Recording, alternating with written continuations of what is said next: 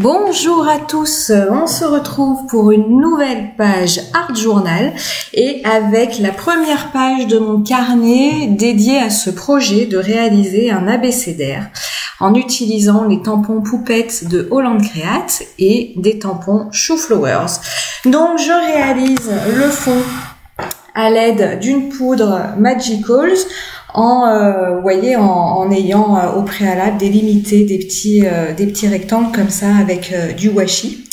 Donc cette poudre, elle est issue du set Totally 70s et c'est la Kawabunga Copper.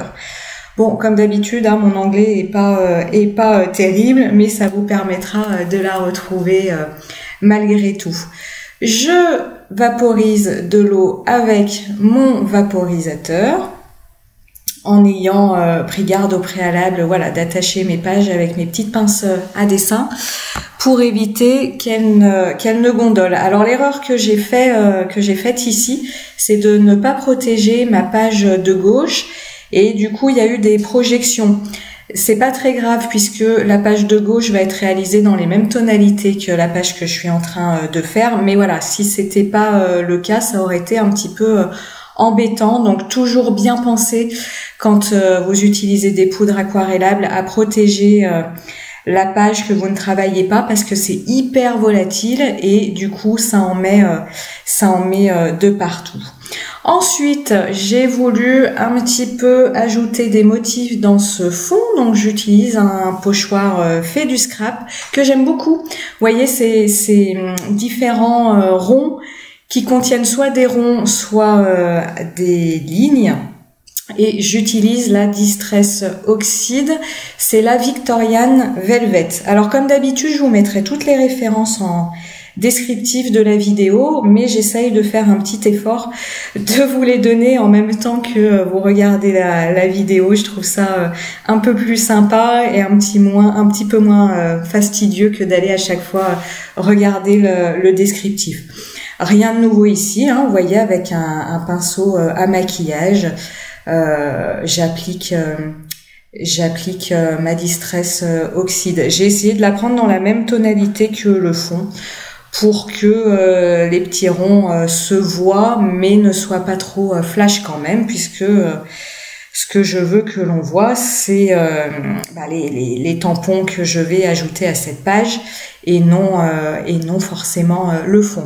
Donc là, fort de mon expérience de tout à l'heure, je protège ma page. Comme je suis moi maladroite, je la scotche avec du washi. C'est pas du tout obligatoire. Vous pouvez simplement poser un papier à côté, mais moi j'ai tendance un petit peu être maladroite, donc je préfère bien l'accrocher. Et je vais faire des projections de peinture nacrée.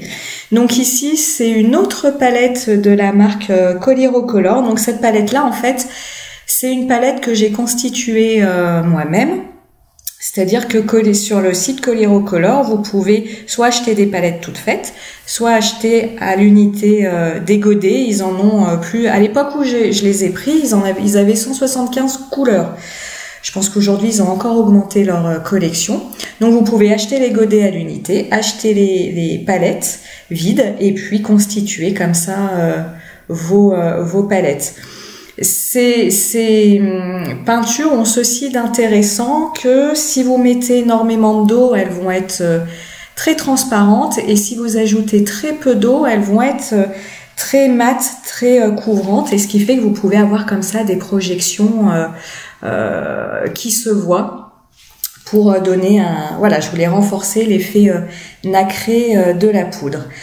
Ma petite poupette, donc pour mon abécédaire, évidemment le A, j'ai voulu illustrer le mot amour, aimer. Je suis pas allée chercher bien loin, je ne vais pas aller chercher des choses compliquées pour cet abécédaire.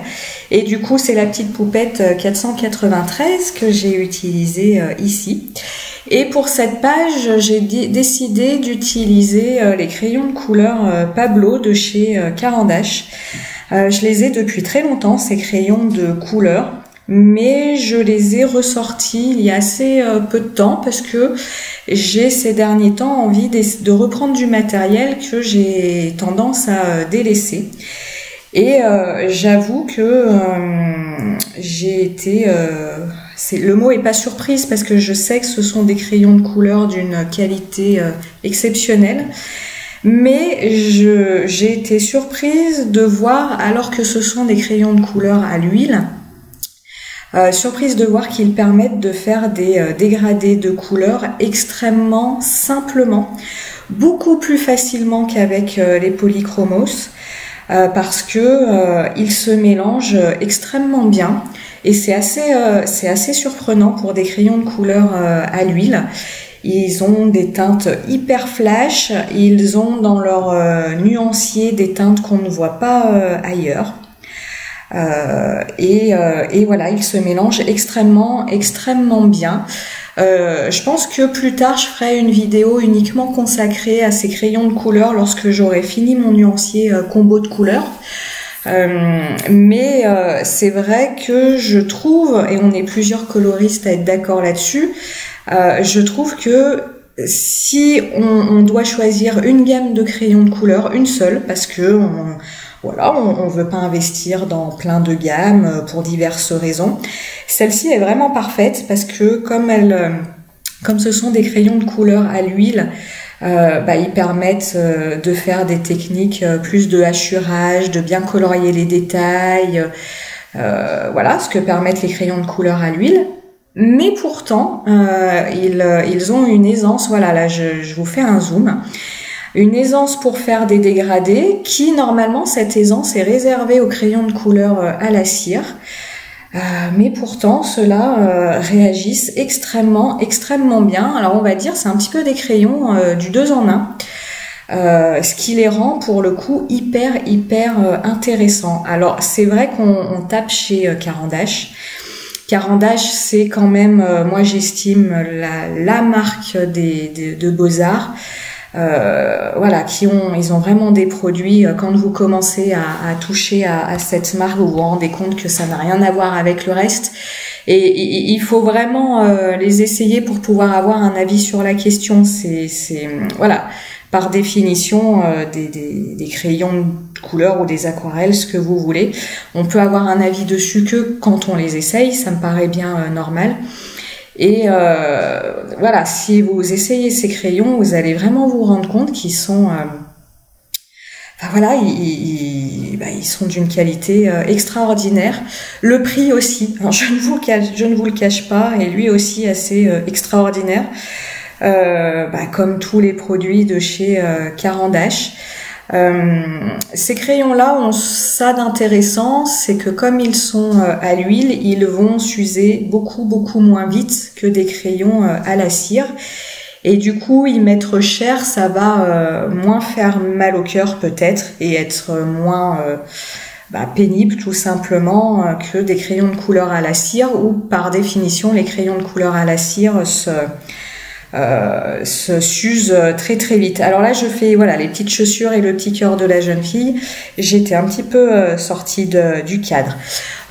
Pour la robe, que je vous dise les teintes que j'ai utilisées. J'ai mon nuancier devant les yeux, mais je m'améliore de vidéo en vidéo.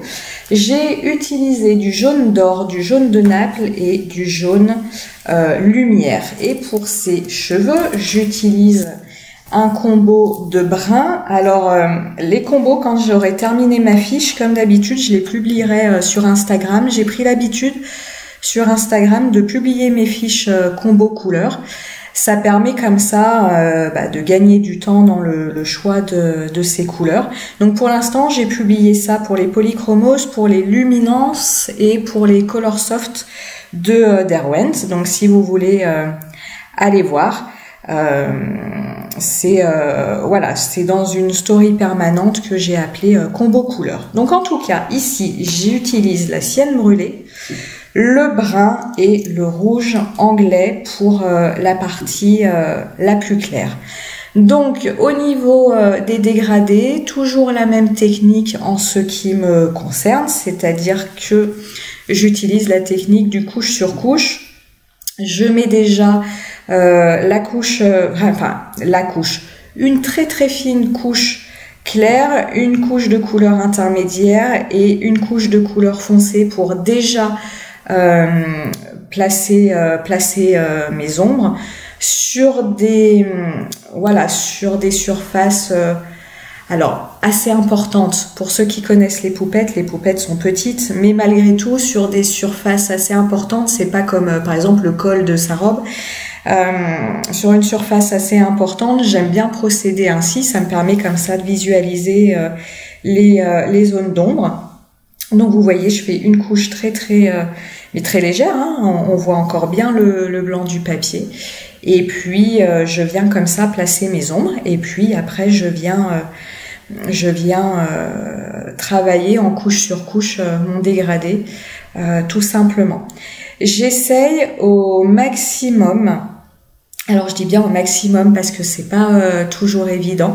Vous voyez, j'essaye d'avoir un coup de crayon qui va dans le sens du motif. Alors que j'essaye de clarifier ma pensée à ce niveau-là. Par exemple, les mèches de cheveux qui tombent sur le front, ils vont dans le sens de haut en bas. Donc j'essaye au niveau de mon coup de crayon, c'est ce que je fais là, de colorier de haut en bas pour, si on voit des marques de crayon, parce que le crayon de couleur, à part utiliser de l'essence sans odeur pour effacer les marques de crayon de couleur, on voit des traces. Et si on voit des traces, avoir des traces qui vont dans le sens du motif, c'est toujours mieux que d'avoir des traces qui vont dans n'importe quel sens. Alors déjà, d'avoir des traces qui vont dans tous les sens, le rendu est pas terrible. Et avoir des traces qui ne vont pas dans le sens naturel du motif, ça peut donner un aspect un petit peu étrange, pas naturel à l'œil. Avoir des traces, moi, ça ne me gêne pas.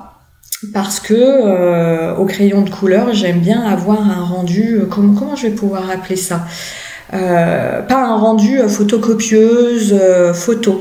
J'aime bien qu'on puisse voir que c'est du crayon de couleur et que par définition le rendu est pas lisse. Et puis, alors ça c'est des goûts très très personnels. Je n'aime pas du tout l'essence sans odeur. Alors déjà le premier truc c'est que l'essence sans odeur, moi celle au pluriel j'en ai plusieurs que j'ai, elle pue. Donc moi je veux bien que ce soit de l'essence sans odeur, mais en tout cas soit j'ai le nez très très fin, il faut que je change de carrière, que j'aille travailler en parfumerie, soit l'essence sans odeur, le mot sans odeur est un petit peu de l'arnaque.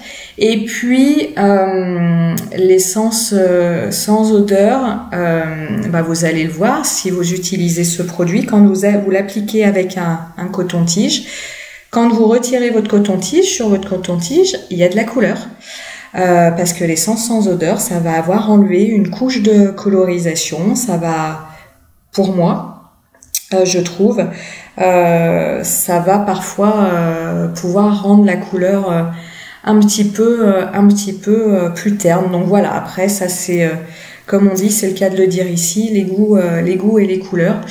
Mais c'est un produit moi personnellement que j'aime pas du tout. Et puis encore une fois, dans l'esprit, je colorie mais je veux zéro trace, comme si c'était une photo. Moi j'aime bien les choses texturées, j'aime bien qu'on puisse voir que c'est fait main entre guillemets. Donc voilà, mais là c'est vraiment, je vous parle de mes goûts. Pour la couleur peau, j'ai un combo peau qui fonctionne très bien aux luminances, donc je suis pas encore allée l'explorer avec les Pablo, mais ça viendra. Mais voilà, là j'avais pas envie de m'embêter à chercher, et au niveau de mes combos couleurs, j'en suis pas encore là, j'en suis pas encore arrivée à ces couleurs là. Donc voilà, là j'avais envie de colorier, j'avais pas envie de faire des recherches de couleurs. Donc comme toujours, hein, j'essaye de garder une cohérence au niveau des ombres portées à cette demoiselle. Donc je fais le côté le plus foncé à gauche. Vous l'avez sûrement remarqué dans mes autres vidéos ou mes autres petites photos. Je fais souvent comme ça. C'est une habitude que j'ai prise de considérer que la lumière vient du haut à droite et du coup que la zone d'ombre sera en bas à gauche tout simplement. Là, vous voyez, hein, pendant que je parle, je fais des couches et des couches et des couches de crayon, hein, toujours pareil, ce qu'on appelle la technique du couche sur couche au niveau du crayon de couleur.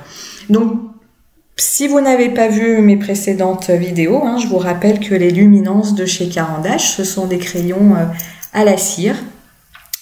Il existe aujourd'hui sans couleur et que les crayons à la cire, par définition, ce sont avec eux qu'on fait de façon aisée des dégradés de couleurs parce que le liant qui est la cire permet aux pigments de se mélanger entre eux et du coup d'obtenir des couleurs intermédiaires lorsque vous faites des dégradés de couleurs beaucoup plus facilement qu'avec des crayons à l'huile.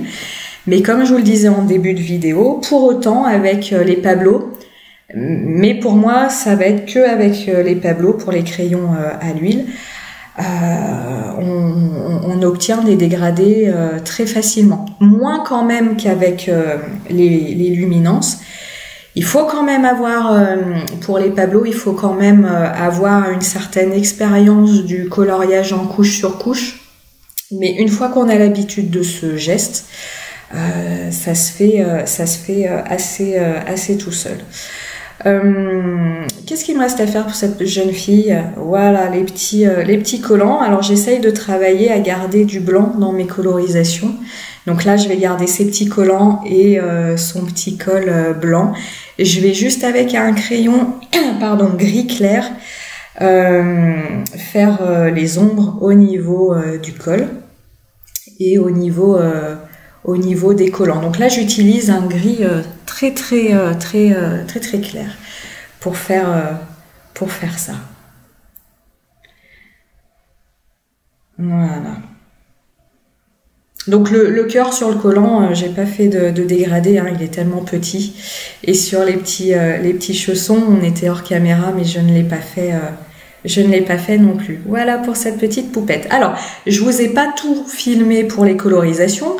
La vidéo dure déjà 30 minutes, c'est déjà pas mal. J'ai du coup juste filmé ce qui me paraissait intéressant. Donc ici, la colorisation de feuillage en dégradé. Donc là, je fais, alors c'est pas tellement une autre technique puisqu'on est encore sur du couche sur couche, mais ici, c'est ce que je vous disais par rapport à la chevelure de ma poupette.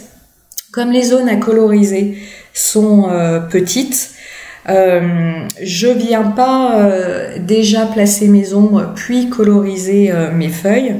Je viens faire un dégradé sans cette étape au préalable, c'est-à-dire je vais déjà poser ma couleur la plus foncée en la dégradant en faisant du couche sur couche, ma couleur intermédiaire en la dégradant en faisant du couche sur couche et la couleur la plus claire. Et vous voyez avec mon Prisma blanc, j'ajoute des zones de lumière. C'est ce que je fais aussi ici au niveau des petits pompons de ce branchage. Là, vous voyez, hein, je fais du couche sur couche avec mon orange et je viens faire du couche sur couche avec mon jaune pour faire le dégradé, parce qu'ici la zone elle est tellement petite que j'ai pas besoin de faire cette étape au préalable, de déjà venir placer mes ombres. Tout ça pour vous dire, c'est pour ça que je voulais filmer, que l'étape de venir déjà poser ses ombres, elle est facultative celle-là. Comme je vous dis, moi j'aime bien la faire quand j'ai un grand motif pour visualiser un petit peu comment je vais m'y prendre, mais même sur un grand motif, c'est pas du tout une obligation, hein. Le principal pour réaliser un dégradé, c'est d'y aller en couche sur couche, en commençant par la couleur la plus foncée et de venir comme ça aller vers le de plus en plus clair. Et après, c'est un petit peu comme vous allez le vouloir, comme vous êtes le plus à l'aise pour réaliser tout ça. Ici, j'utilise un orange un petit peu plus foncé qui est... alors, je reprends... Et ben c'est le orange, tout simplement. C'est la couleur qui s'appelle orange, tout simplement. Voilà pour ce branchage. Ici, je vous ai filmé ce branchage. Alors, je ne sais pas si à un moment, je vais un petit peu plus approcher ma caméra. Je voulais filmer celui-là parce que en fait ici j'ai fait un dégradé, ce qu'on appelle un dégradé de couleur à plusieurs couleurs, ce qui n'était pas le cas avant. Avant, pour mes branchages ou pour les pompons du branchage, je suis restée dans la même, comment on va dire, je suis restée dans un camailleux de couleurs, c'est-à-dire qu'on avait un camailleux de marron et puis un camailleux de orange jaune. Ici, je vais passer du marron. Donc toujours pareil, là j'utilise le brun, j'utilise le brun, le rouge de Venise et après je vais passer au rouge. Donc pour passer au rouge, j'utilise le carmin et après je vais venir éclaircir le carmin. Voilà, c'est celui-là, le carmin. Donc vous voyez, je fais une couche de carmin. Cette couche, la couche la plus claire, je l'applique de partout.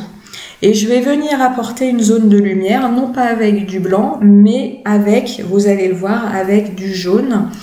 De mémoire, j'utilise le jaune d'or. J'alterne, c'est-à-dire parfois le jaune d'or ou parfois le orange. C'est ce que je fais maintenant pour apporter une zone de lumière. Donc là, au niveau des dégradés, c'est quelque chose qui est, on va dire, un petit peu plus compliqué. Le camailleux, voilà, j'allais dire très bien, je me félicite.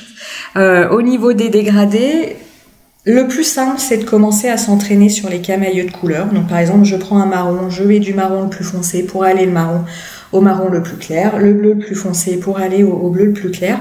Et l'étape du dessus, c'est de vouloir faire des dégradés en mélangeant différentes nuances de couleurs. Pourquoi? Parce que il faut, pour arriver à faire quelque chose d'harmonieux, il faut être à l'aise avec la théorie des couleurs. Ça, c'est ce que je vous ai publié en début de semaine. Je vous ai publié la première partie de mes vidéos sur la théorie des couleurs. Je vous publierai la seconde partie lundi prochain, je pense.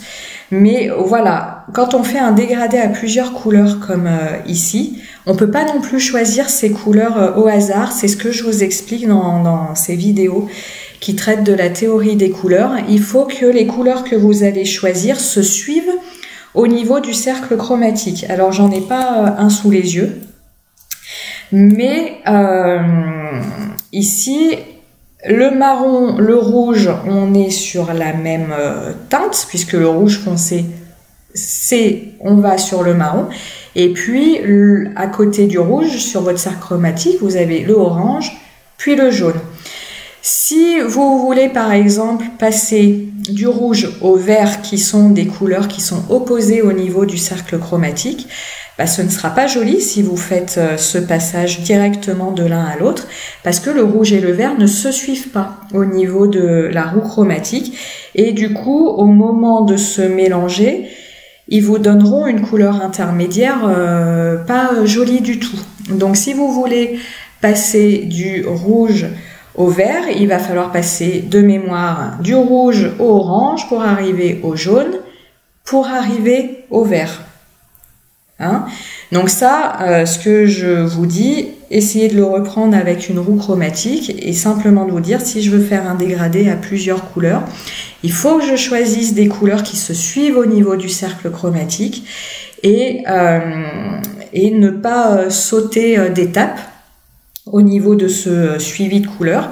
Sinon, vous allez avoir un enchaînement de couleurs dans votre dégradé qui va pas être naturel, qui peut être trop franc, trop dur, et ça ne sera pas joli. Donc ça, ce type de dégradé, c'est des choses que j'aime beaucoup faire parce que ça apporte une dimension supplémentaire. Donc selon mes feuilles, j'ai apporté une couche de rouge partout et j'éclaircis avec le jaune, ou comme ici, j'ai laissé une zone blanche pour qu'on puisse bien voir le jaune en bout de feuille. Ça, pareil, C'est en fonction de ce qu'on a envie de faire. Donc vous voyez, couche sur couche, même si j'ai déjà passé le jaune, je viens harmoniser en repassant du rouge, en repassant du rouge de Venise pour que les transitions se passent bien. Ici, voilà toutes les petites colorisations que j'ai pu faire. J'ai colorisé des petites abeilles et je voulais vous montrer cette étape parce que pour avoir des ailes translucides comme en ont nos petits insectes, en fait, alors je fais la même chose quand je fais du coloriage pour adultes.